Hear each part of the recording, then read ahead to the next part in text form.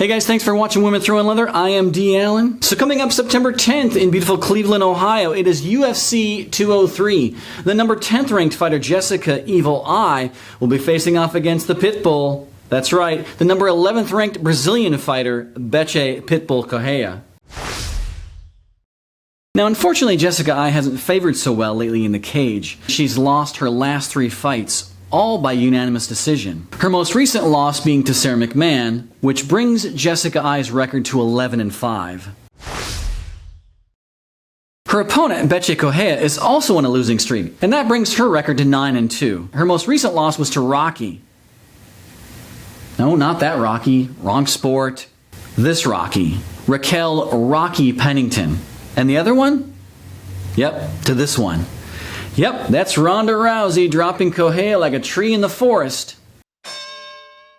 Eye's fighting style has a base in traditional boxing, and so what that means is that's kind of where she shines, and that's really predominantly what she brings to her fight. So because of that base in traditional boxing, what she brings is really wicked fast hands. She's got great combos, she's got great head movement, and great footwork. What she's also good at is dirty boxing. She's really good at clinching up and just throwing those quick little fast jabs and uppercuts. One thing that I did notice recently in one of her fights was her ground game. If you compare her fight with Alexis Davis in 2014 to her fight against Juliana Pena in 2015, there's a noticeable difference in her ground skills.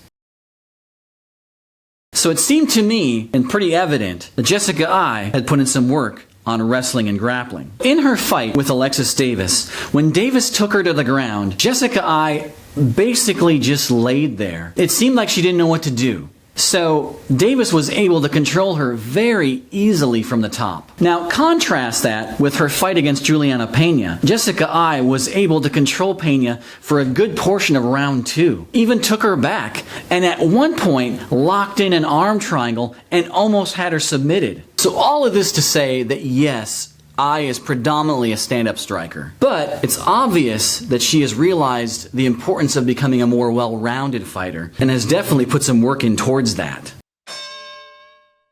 Now, like Jessica Eye, Bethe Correia is primarily a stand-up striker, and that's where most of her fights have remained. Occasionally, it has gone to the ground, like it did when she fought Jessamine Duke. What Correia brings is an incredibly aggressive style. What Correia also is she's a great counterpuncher. She'll wait for you to come to her, and then she'll strike. Just kind of like a snake, I guess. What she's also great at is the clinch. She's great at setting up a combo, getting in the clinch. She'll put them up against the cage, plant herself, and just kind of unleash. Kind of rock'em sock'em robots, kind of like punching. Now, as far as advantages, I think Jessica Eye is probably going to have a slight speed advantage, as well as footwork and reach. If, by chance, the fight goes to the ground, I honestly think Jessica Eye is probably going to dominate. It's very apparent that Correia doesn't like to be on the ground. Hence, we haven't seen much of her ground skill. You know, the majority of her fights have remained standing.